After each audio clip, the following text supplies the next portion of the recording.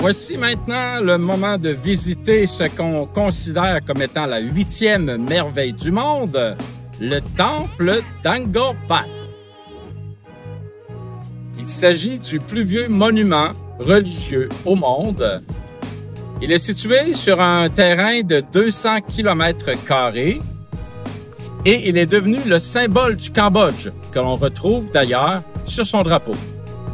Le Cambodge est devenu un protectorat français en 1863 et a inauguré son drapeau la même année.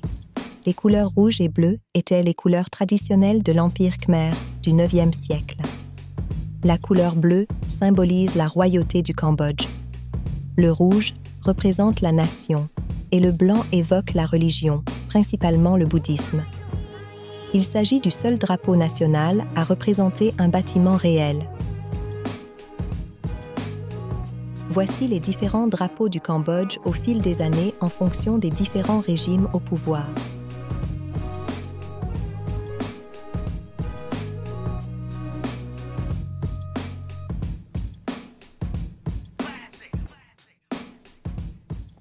Il était au départ dédié au dieu Vishnu, un dieu de la religion hindoue, et par la suite, au 12e siècle, il a été transformé en temple bouddhiste, donc dédié à Bouddha.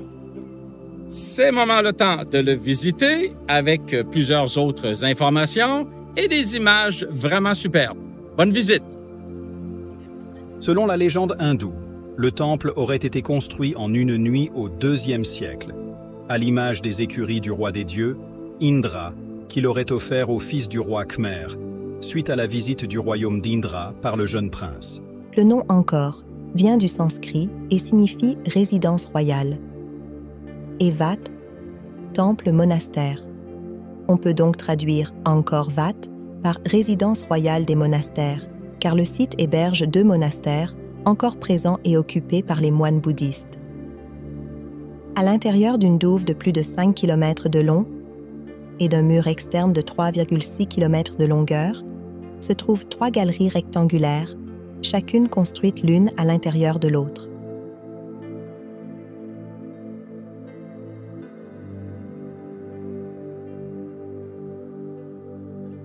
La magnifique passerelle ici, qu'on appelait un arc-en-ciel, était utilisée par le roi et sa cour pour quitter le temple. Parce que de chaque côté, on retrouvait les fameuses douves qui représentaient l'océan, mais qui servaient également à protéger le temple.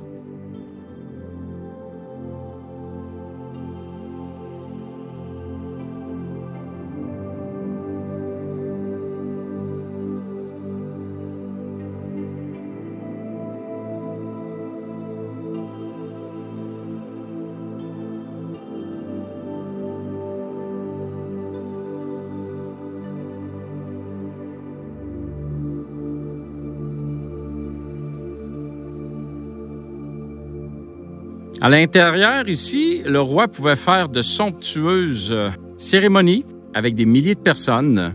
C'est très grand. Alors ici, on voit des singes qui se lancent dans l'eau. Je pensais que que les singes avaient peur de l'eau, mais non.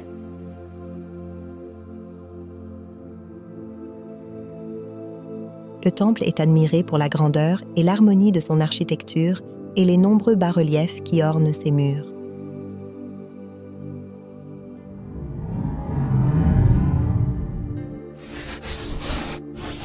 Nous avons ici une immense murale qui raconte l'histoire des différents rois, la vie de tous les jours, les différentes batailles, les divinités. Tout ça se mélange dans ce magnifique œuvre sculptée en même le roc.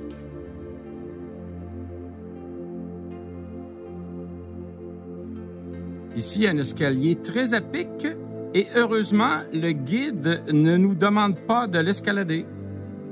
Merci, Chum. Angkor Wat est ce qu'on appelle un temple montagne. Ce nom trouve son origine dans la civilisation khmer. Il s'agit d'un temple construit au sommet d'une pyramide à plusieurs étages. Les étages du temple sont toujours en nombre impair, qui devait représenter le mont Meru, en Inde. Or, dans la mythologie hindoue, ce mont représente le centre de l'univers sur lequel vivent les dieux.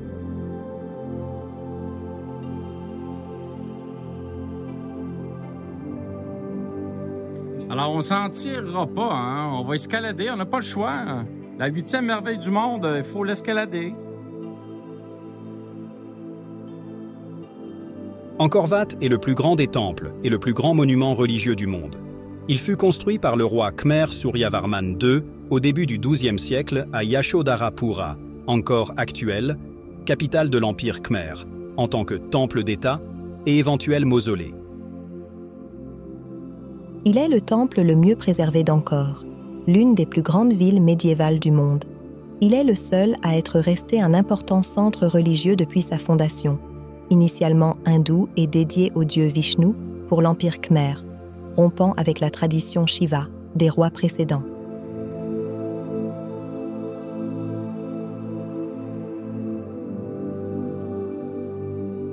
Au 16e siècle, la mère du roi qui régnait à l'époque trouvait que le temple était un peu maussade. Elle décida de le faire peindre en rouge. Alors, tout était rouge. Partout.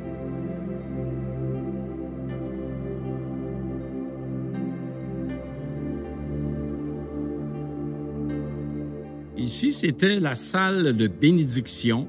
Alors, l'eau entrait par le côté. Il y avait de l'eau qu'on mélangeait avec du parfum, différentes provenances de l'eau. Et on pouvait, à ce moment-là, faire une forme de bénédiction aux différentes personnes qui étaient regroupées autour du bassin. Les petits trous qu'on voit dans les pierres servaient à les manipuler et à les lever.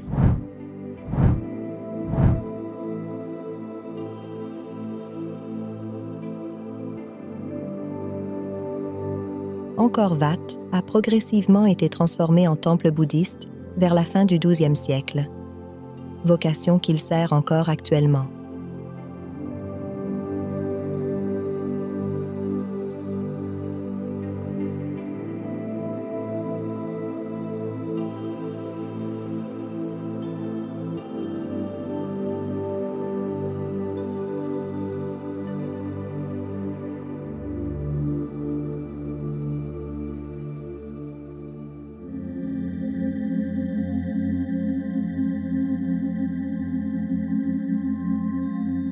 Une forte majorité de Cambodgiens, plus de 95%, sont adeptes du bouddhisme Theravada.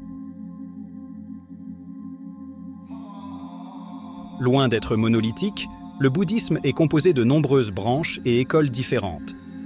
Le bouddhisme Theravada est pratiqué dans différents pays à travers le monde, mais il reste essentiellement diffusé en Asie du Sud et du Sud-Est continental. Par ailleurs, religion d'État inscrite dans la constitution du pays. En plus de cette religion dominante, il coexiste une petite communauté musulmane, moins de 2%, essentiellement implantée parmi l'ethnie Cham. Quelques chrétiens. Il y a également des minorités montagnardes, Khmer Leu, qui ont conservé des croyances selon lesquelles l'existence serait régie par la cohabitation entre les habitants, l'esprit de leur mort, le riz en tant que nourriture de base qu'il faut choyer, ainsi que par des génies qui commandent aux éléments naturels et dont il est nécessaire d'obtenir la protection. Cette croyance est également présente chez plusieurs Cambodgiens qui pratiquent le bouddhisme.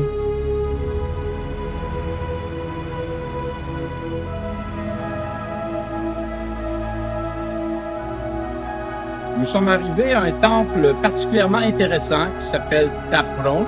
C'est un temple monastère bouddhiste. Vous allez voir également qu'il a des tours avec des visages et il est confiné de plusieurs arbres qui l'entourent et qui lui donnent un style vraiment très spécial. Thapron a été construit entre la fin du XIIe et le début du XIIIe siècle, sous le règne lui aussi de Jayavarman VII. Il était d'ailleurs dédié à sa mère, Prajnaparamita. Il s'agissait d'un monastère et université bouddhique Mahayana sous le nom Rajavihara, le monastère du roi. Dans un premier temps, une des statues ayant été découverte dans le temple fut attribuée au roi Taprom, d'où l'origine du nom du temple. L'architecture du Taprom est de type complexe monastique. Temple à un seul niveau par opposition au temple montagne comme est le temple le Bayon. À partir du XIIIe siècle, tout comme le Bayon, dans le même style, comporte des tours en pierre symbolisant des visages monumentaux du Bodhisattva Avalokiteshvara, Bouddha de la compassion. Les archéologues de l'école française d'Extrême-Orient ont décidé de laisser Taprom dans un état proche de sa redécouverte au début du XXe siècle.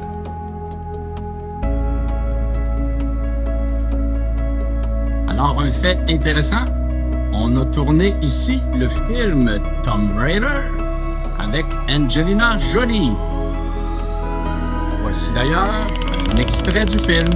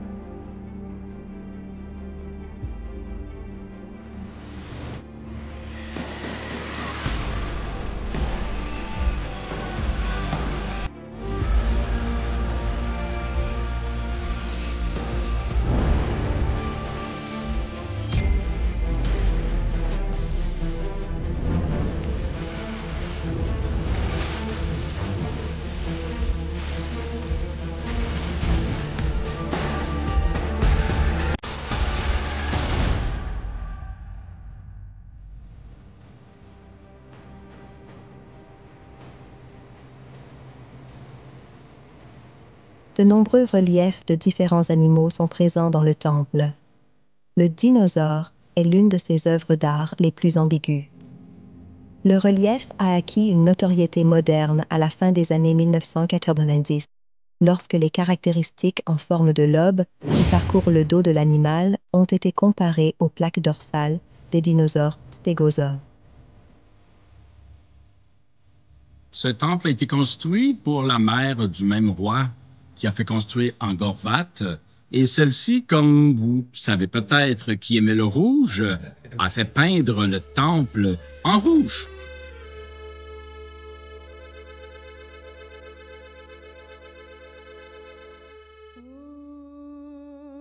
À l'intérieur de chacune des petites tourelles, il y avait parfois, ou même très souvent, des statues, des personnes de la royauté, des personnes très importantes, et à l'occasion, pourquoi pas, Bouddha.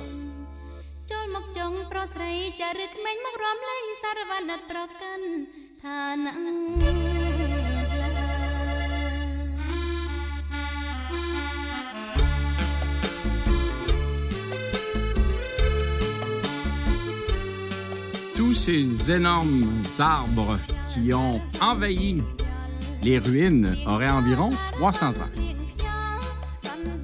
Son nom provient de la déformation des mots « forme âgée », inspirée par les reliefs du tronc évoquant des rides. On voit ici une apsara, comme on voit dans tous les temples.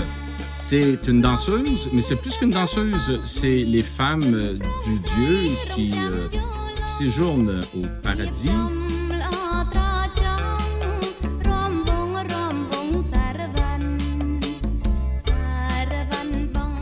Vous remarquerez que les apsaras ont les pieds sur le côté, parce que les femmes ne devaient jamais avoir les pieds par en avant. Il fallait absolument qu'ils se placent debout, les pieds sur le côté. Les temples sont continuellement entretenus et rénovés en collaboration avec d'autres pays. Dans le cas du temple de Taprom, l'Inde est le collaborateur.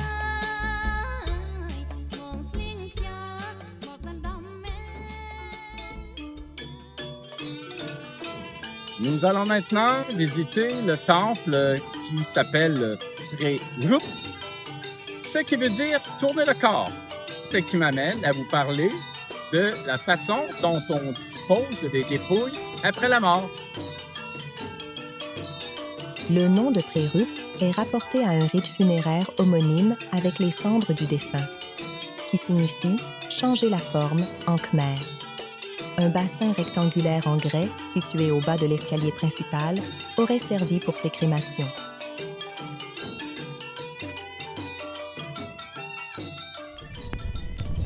La crémation est régulièrement utilisée au Cambodge.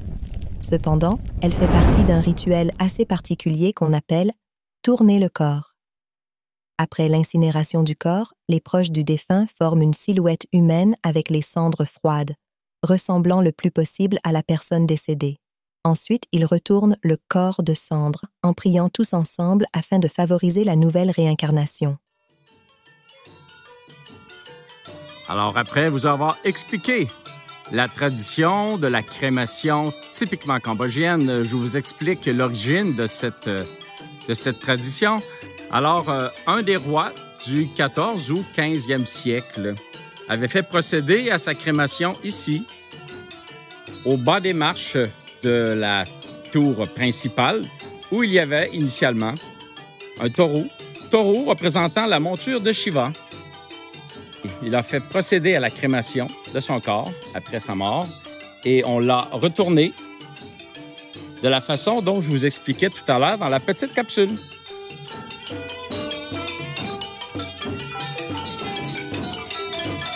Ce temple était consacré au dieu Shiva.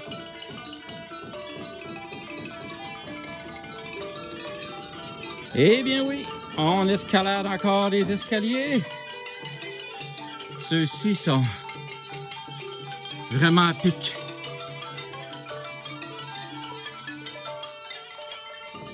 Ce magnifique temple est le plus vieux de tous ceux que nous avons visités jusqu'à maintenant, a été construit au 10e siècle.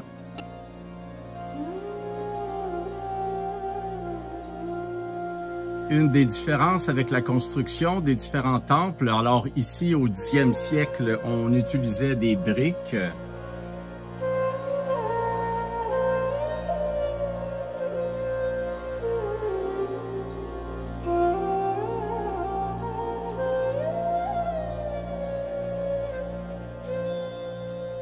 On retrouve dans la partie supérieure du temple le lingam personnel du roi, Rajendresvarman II,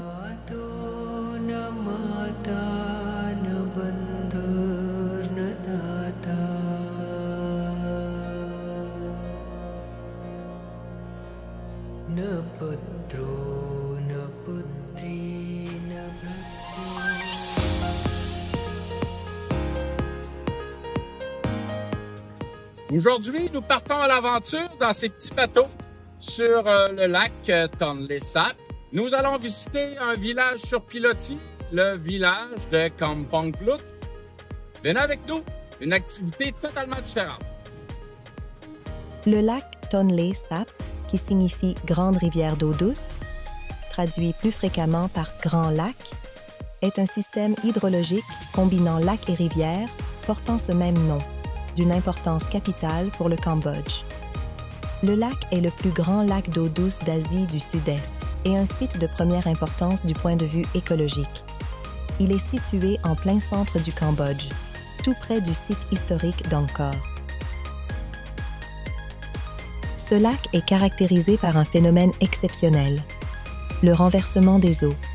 L'eau coule à la saison des pluies, la mousson, du Mékong vers le lac. Et à la saison sèche, du lac vers le Mékong.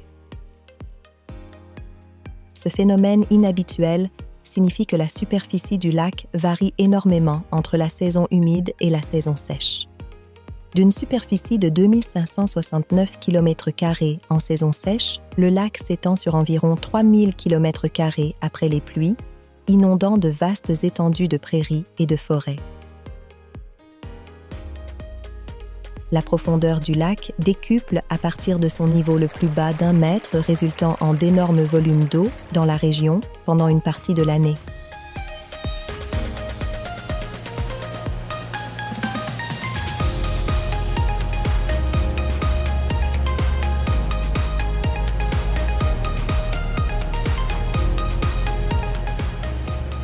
Nous sommes actuellement dans la période après la période des pluies. Donc, l'eau est très haute et les maisons sont vraiment pratiquement envahies par l'eau. Et en dessous de nous, il y a une forêt, une véritable forêt qui, durant la période sèche, est vraiment totalement à sec. Mais présentement, c'est vraiment très haut. Il y a beaucoup d'eau et on ne voit pas en dessous la forêt qui s'y trouve.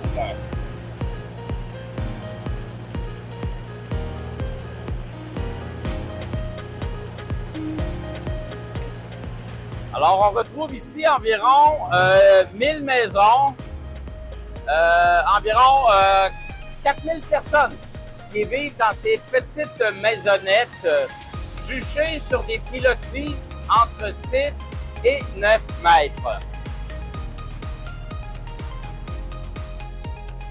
On retrouve de tout ce qu'un village a besoin. Alors, il y a bien entendu des restaurants. Il y a une église, il y a un poste de police, un hôpital et bien entendu un temple de Bouddha que nous allons visiter à l'instant.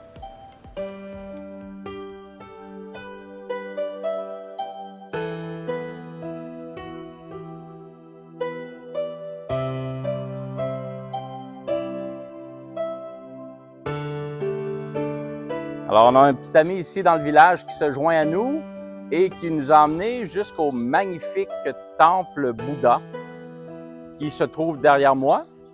Nous avons la chance également de pouvoir voir des moines en train de manger et de discuter avec les gens du village qui sont venus pour les rencontrer, pour recevoir des conseils du plus ancien des moines. C'est vraiment magnifique, les peintures qu'on retrouve sur les murs. C'est énorme avec des dizaines de colonnes.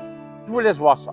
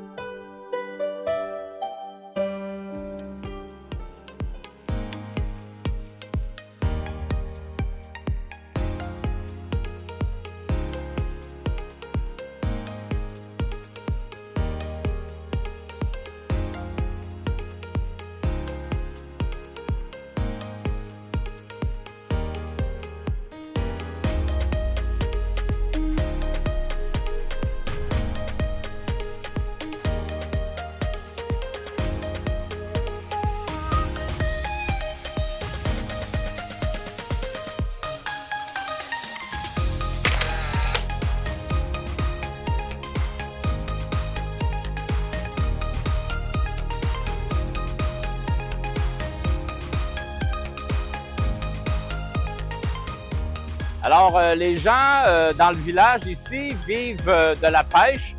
Comme on a pu voir tout à l'heure, des gens qui déroulaient les filets de pêche et qui sortaient les petits poissons.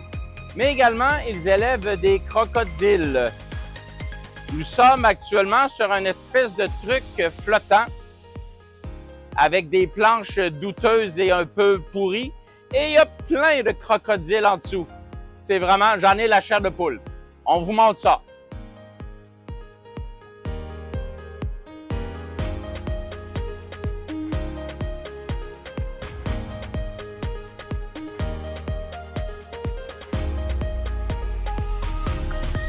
La pêche aux crevettes est également une autre source de financement pour plusieurs habitants du village.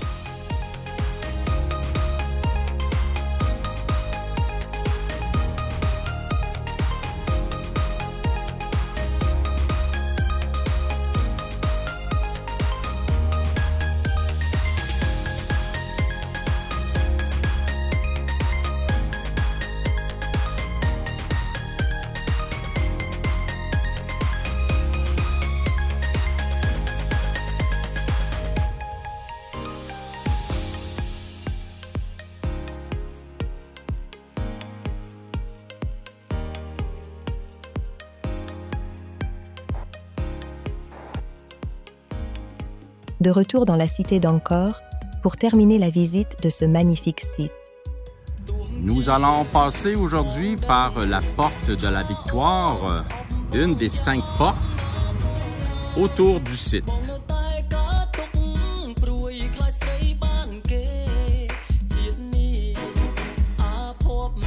Alors, entre la porte de la Victoire que nous venons de passer et le temple de Tapru, il y a 3 ou 4 petits temples que je vais vous montrer avec des vidéos et des photos en rafale.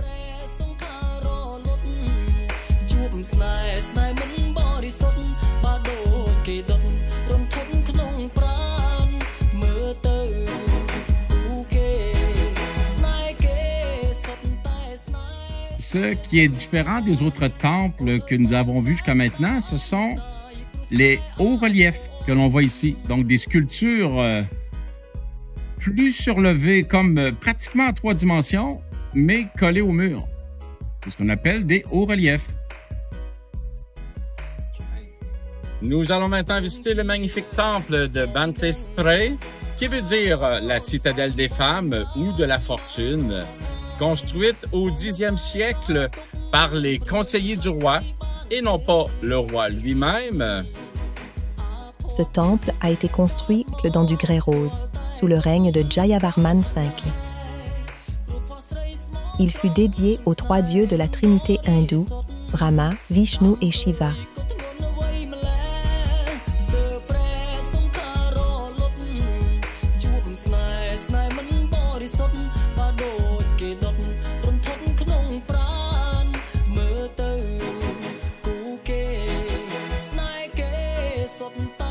Ici, on voit un endroit où on restaure, dans ce cas-ci, un bas-relief. Ils sont numérotés et remis idéalement dans la position originale.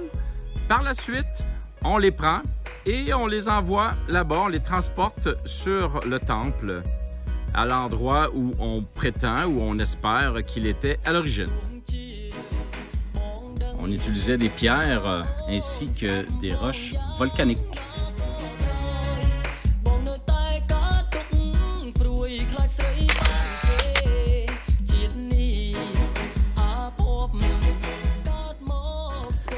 Alors, le site est vraiment très naturel, avec un magnifique étang rempli de nénuphars et d'arbres pour se rafraîchir parce qu'il fait encore chaud, mais un bon petit vent, on est bien.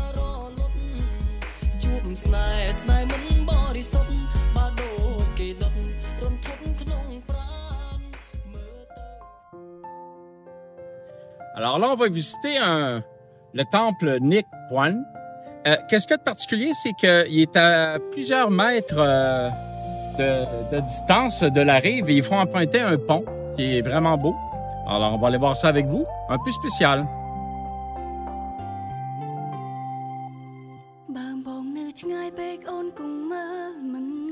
Ce que vous voyez qui ressemble à des nénuphars, c'est des lotus. Il y en a à perte de vue. Et ceci est un des 4 bassins que l'on retrouve sur tout le site Angkor.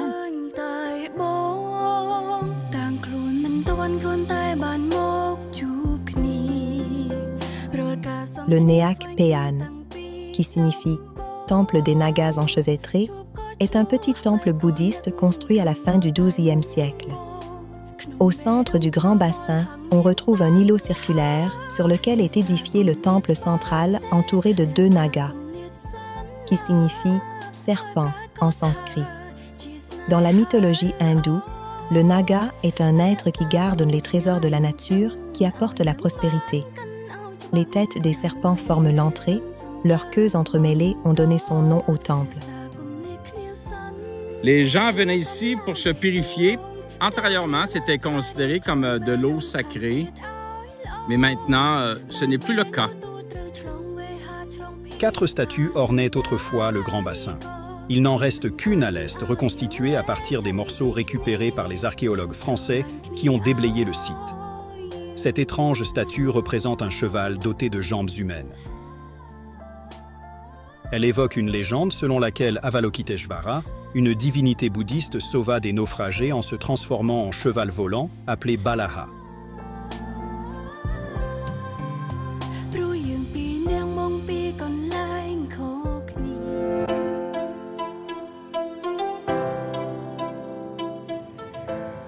Je vous présente maintenant Siem Reap by Night en images et en musique.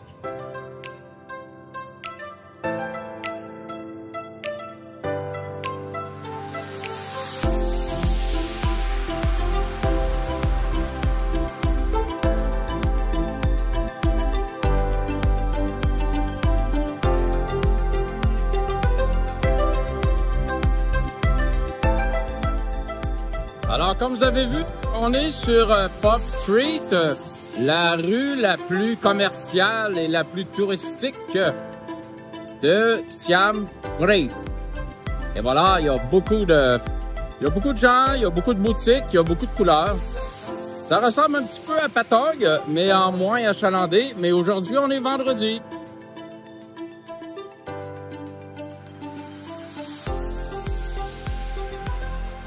Les visites sur le site de Encore furent organisées et guidées par l'agence Thomas Sapp, qui offre les services de guide et de conducteur en français. Ceci met fin à nos aventures dans la ville de Siem Reap.